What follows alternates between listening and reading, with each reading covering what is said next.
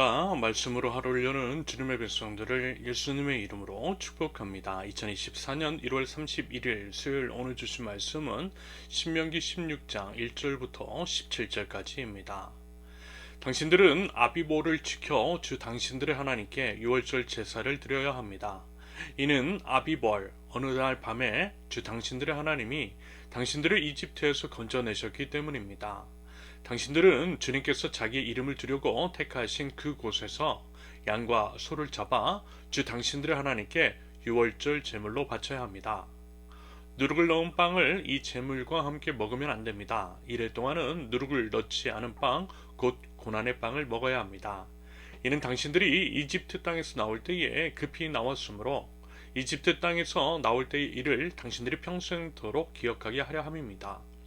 이래 동안은 당신들의 땅의 경계 안 어디에서도 누룩이 눈에 띄어서도 안 되고 첫날 저녁에 잡은 제물 고기를 다음날 아침까지 남겨두어서도 안 됩니다. 유월절 제사는 주 당신들의 하나님이 당신들에게 주시는 성읍이라 해서 아무 데서나 다 드릴 수 있는 것은 아닙니다.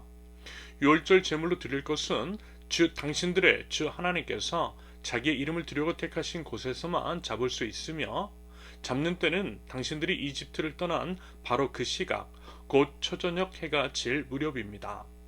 주 당신들의 하나님이 택하신 곳에서 고기를 구워서 먹고 아침이 되면 당신들의 장막으로 돌아가십시오. 엿새 동안은 누룩을 넣지 않은 빵을 먹고 이튿날은 주 당신들의 하나님 앞에서 성회로 모이십시오. 당신들은 어떤 일을 해서도 안 됩니다. 그로부터 7일을 세는데 밭에 있는 곡식의 낫을 대는 첫날부터 시작하여 7일을 세십시오. 그리고 주 당신들의 하나님이 당신들에게 주신 복을 따라 마음에서 우러나오는 예물을 가지고 와서 주 당신들의 하나님께 77절을 지키십시오.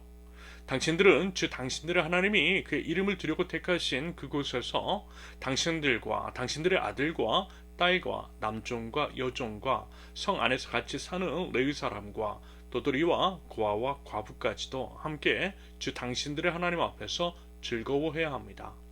당신들은 이집트에서 종살이 하던 것을 기억하고 이 모든 규례를 어김없이 잘 지키십시오. 당신들은 타작마당과 포도주 틀에서 소출을 거두어 들을 때에 이래 동안 초막절을 지켜야 합니다.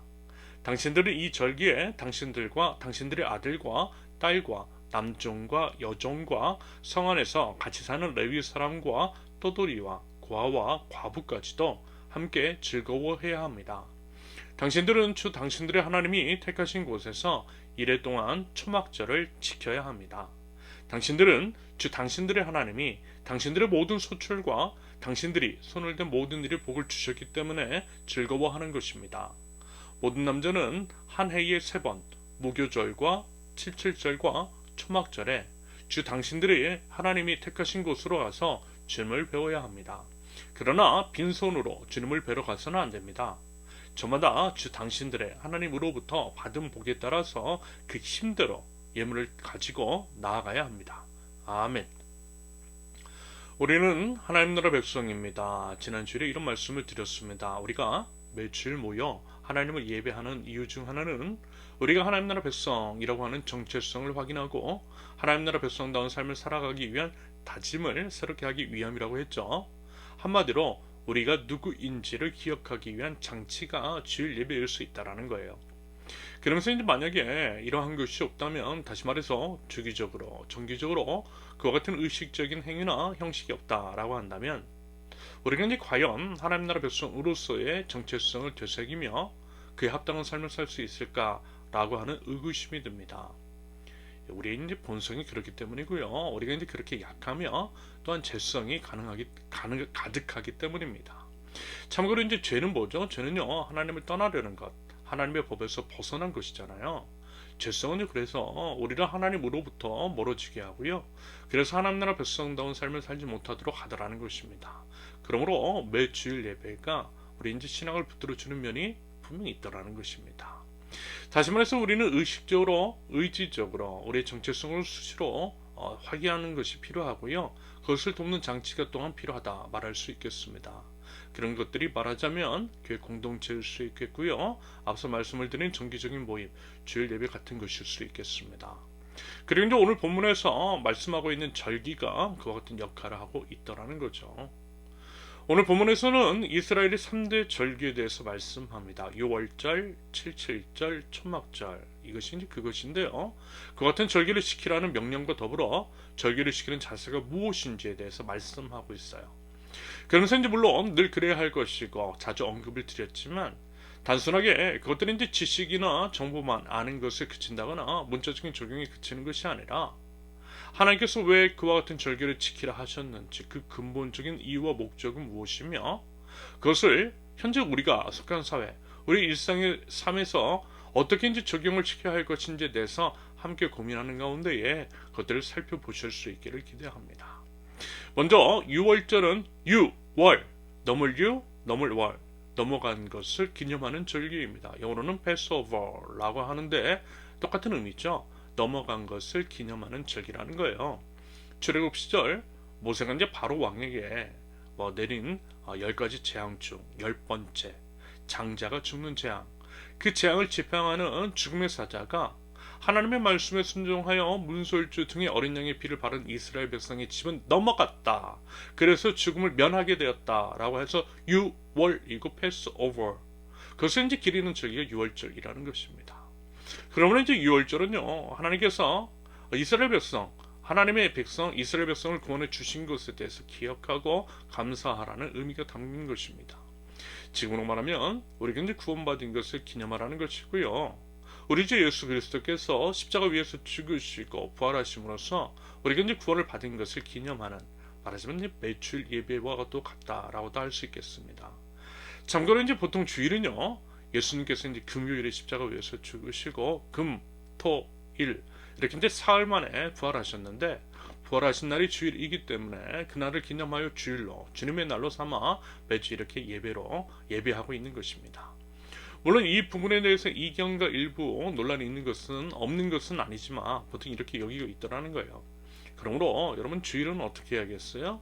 우리가 구원받은 것을 구원을 받기 위해서 예수님께서 행하신 일들을, 예수님께서 십자가 순환 당하시고 죽으신 것을, 죽으시고 사흘 만에 부활하신 것을 기억해야 하는 것입니다. 그렇게 이제 예수님의 피로 우리가 구원받았음을 기억하고 구원의 은혜를 베풀어 주신 우리 하나님께 감사를 드리며 감사에 합당한 삶을 살겠다라고 다짐하는 시간이 주일 예배인 것이고요. 우리가 하나님을 예배할 때 그 점을 절대 잊으면 안 되겠습니다. 이것이 예배자가 갖추어야 할 기본적인 자세라는 것입니다.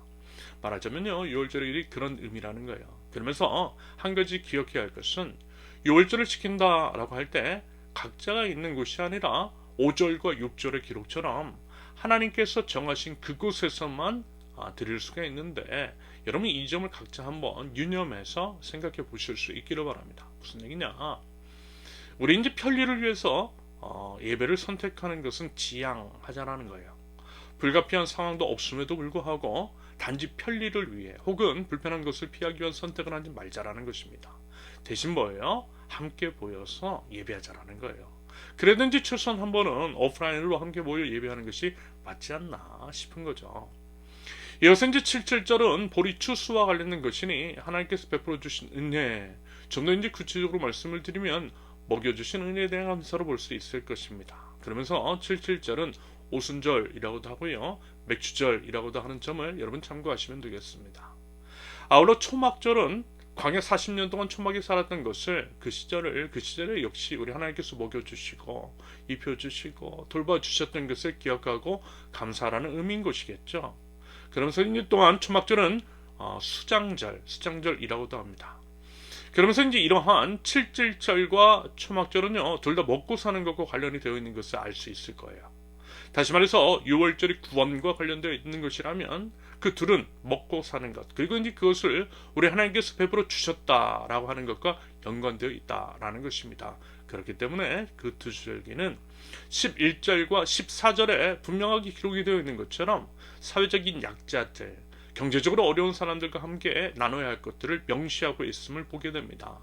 한마디로 하나님께서 먹을 것을 주셨고 광야 40년 동안 만나와 메추라기로 먹여주셨으며 옷도 신발도 해지지 않게 하시는 은혜를 베풀어 주셨으니 그것을 정말 아는 사람이라면, 그리고 이제 그에 대해 마땅한 감사가 있는 하나님 나라 백성이라고 한다면 주변의 어려운 이웃들에게 그와 같은 것들을 흘려보내는 것이 당연하다라고 하는 말씀일 것 같아요. 여러분, 성경은 이런 식으로 나눔에 대해서 자주 그리고 분명하게 말씀합니다. 절기로까지 지정함으로써 그들을 삶 속에서 실천하도록 유도하고 있다는 거죠. 그런 맥락에서 하나님을 예비한다라고 하는 것, 하나님 나라의 백성다움이 무엇인지 한번 진지하게 고민하고 또 실천할 수 있는 우리가 될 수 있기를 기대합니다. 나눠야 한다라는 거예요. 베풀어야 한다라는 것입니다. 그것을 통해 공생과 상생, 지속적인 공존을 지향해야 한다라는 것이고요. 그것이 바로 모든 율법의 제1이자 중심이자 근간이며 모든 것인 하나님 사랑, 이웃 사랑의 실천이라는 말씀입니다. 마지막으로 16절 이하에 절기를 지키는 사람들은 빈손이 아니라 힘대로 있는 힘껏 예물을 드리라 했는데, 그렇게 해야 되는 목적은 바로 이제 우리 이웃들에게 흘려보내기 위함임을, 그것을 위한 재원 마련의 측면에서의 명령일 수 있음을 기억하시면 되겠습니다. 쉽게 얘기해서 헌금을 하는 이유는요, 서로 돕고 살려내기 위함이라는 것이고요.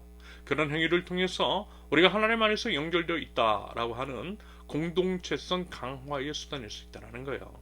바꿔 말하면 헌금을 그렇게 사용해야 한다라고도 그렇게 이제 이해해도 되겠습니다. 바로 이는 이미 베풀어 주신 우리 하나님께 마땅한 감사를 올려드릴 줄 알되, 그에 대한 감사가 이웃을 향한 사랑과 나눔으로 구체화되는 우리의 모든 예배의 삶이 될 수 있기를 예수님의 이름으로 축원합니다. 함께 기도합니다.